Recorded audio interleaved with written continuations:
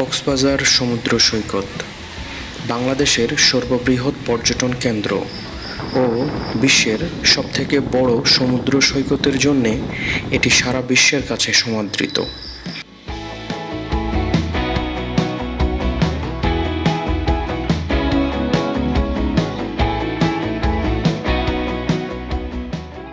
আজকে আমার পরিবারের ৬ জন সদস্য নিয়ে কক্সবাজারের ২ দিন ২ রাতের একটি তথ্যবহুল ভ্রমণ গল্প ধারাবাহিক পর্বে তুলে ধরব। আশা করি অনেকেরই উপকারে আসবে। আজ আমাদের ভ্রমণের দ্বিতীয় দিন। সকাল ৭টায় আমরা সকলে রেডি হয়ে হোটেল প্যাকেজ থেকে পাওয়া বুফে ব্রেকফাস্ট খেতে চলে আসি। পরোটা, খিচুড়ি, সবজি, ডাল, ডিম, সুজি ও কফি সব মিলে একেবারেই ভরপেট নাস্তা। আমাদের হোটেল গোল্ডেন হিল একটি 3 স্টার মানের হোটেল, যার একটি ডাবল ও একটি সিঙ্গেল রুম সাথে ফুল এসি। মোট ভাড়া ৫,৫০০ টাকা প্রতি রাত। যাই হোক, প্রচুর খাওয়া দাওয়া শেষে আমরা একটু জিরিয়ে নিচ্ছি। আজ আমাদের ভ্রমণের দ্বিতীয় দিন এবং আজকে আমাদের প্ল্যান হচ্ছে আমরা আজকে পাটোয়ার টেক, ইনানি বিচ, হিমছড়ি, লাল কাঁকড়া বিচ এবং মেরিন ড্রাইভ এই জায়গাগুলো আজকে এক্সপ্লোর করব। আমরা এখন অটো বাইক বা যেহেতু আমরা ৬ জন আছি, অটো বাইক বা সিএনজি কোনটি ঠিক করা হচ্ছে এবং কত টাকা দিয়ে ঠিক করা হচ্ছে পরবর্তীতে তথ্যটা জানাচ্ছি।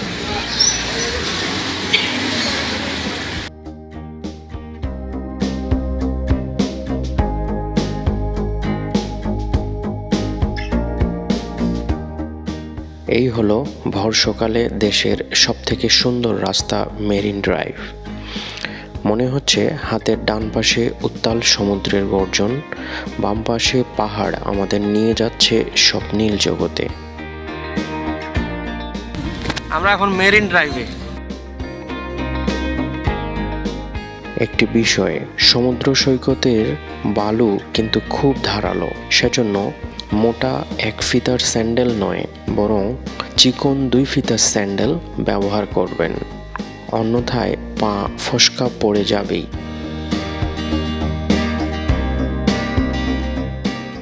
আমরা একটি ইজি বাইক রিজার্ভ ভাড়া করে আগে সোজা ৩৮ কিলোমিটার দক্ষিণে পাটোয়ার টেক সমুদ্র সৈকতে চলে আসি।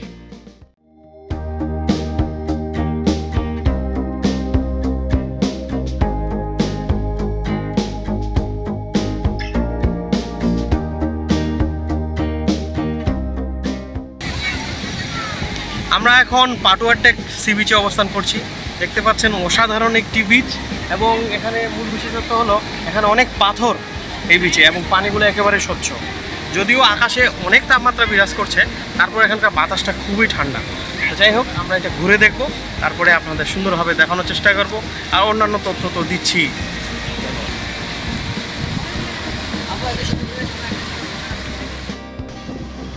Patuar take sea beach. Cox থেকে ৩৫ কিলোমিটার দূরে এই অসাধারণ পাটোয়ার টেক সমুদ্র সৈকত। স্বচ্ছ ও নীল পানি সাথে শৈবাল পাথরের জন্য এই বিচ এখন অনেক জনপ্রিয়।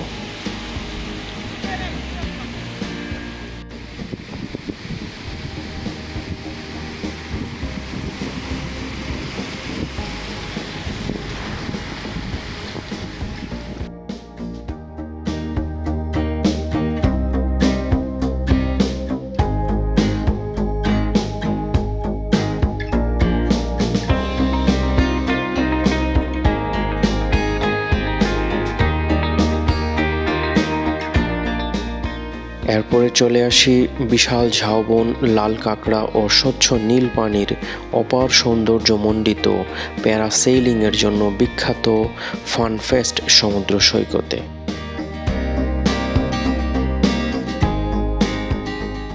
আমরা এই মেরিন ড্রাইভের ঠিক পাশেই ফানফেস্ট বিচ দেখতে পাচ্ছি। এটা বেসিক্যালি লাল কাঁকড়ার বিচ এবং এই গাড়ির বৃষ্টি পার হয়ে আমরা ওই বিচে যাব। অসম্ভব সুন্দর একটি জায়গা, অনেক খাবার দাবারের ব্যবস্থা রয়েছে।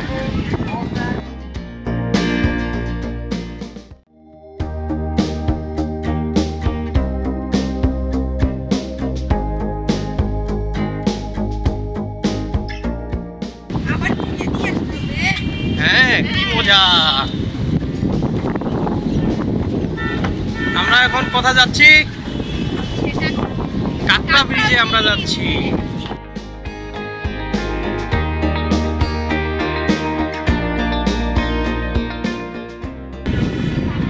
কি বিশাল পাহাড়, একদিকে পাহাড় আর একদিকে অবারিত পানির ধারা, একদিকে ঝাউবন।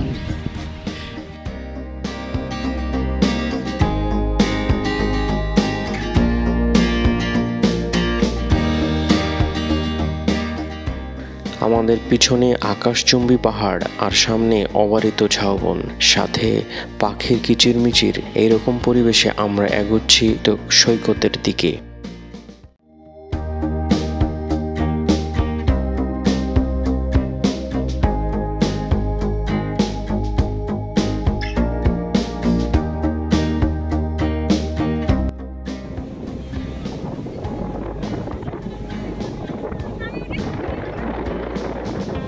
মাশাআল্লাহ, মহান আল্লাহর কি অপরূপ সৃষ্টি, যা সরাসরি না দেখলে বোঝা যাবে না।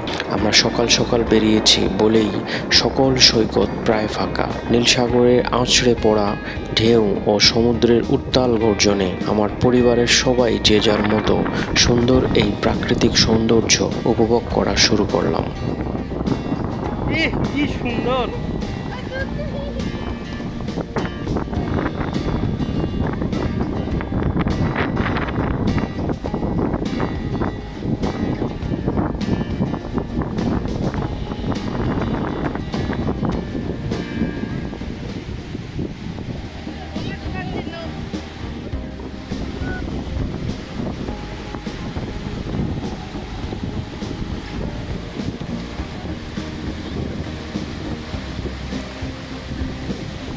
কি সুন্দর।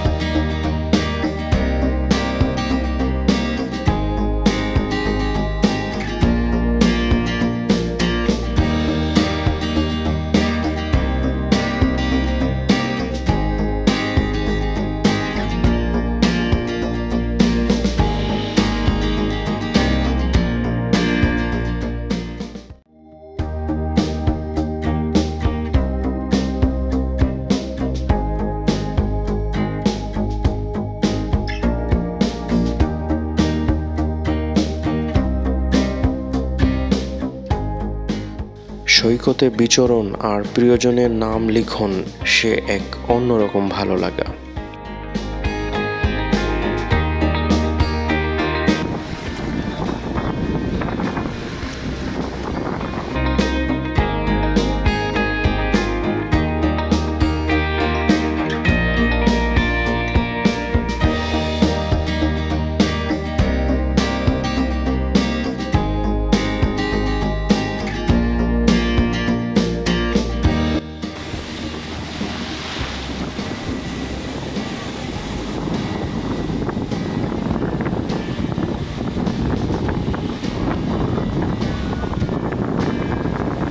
যারা প্যারাসেইলিং করতে আগ্রহী, 3 থেকে 3,500 টাকায় 12 থেকে 15 মিনিট নীল সাগরের উপরে আকাশে উড়ে বেড়ানোর সুযোগ রয়েছে।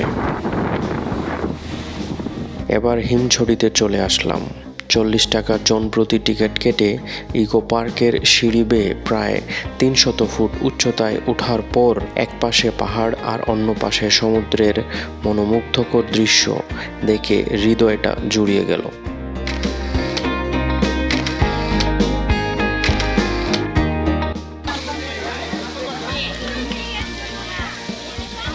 হিমছড়ির ঠান্ডা পানির ঝর্ণা।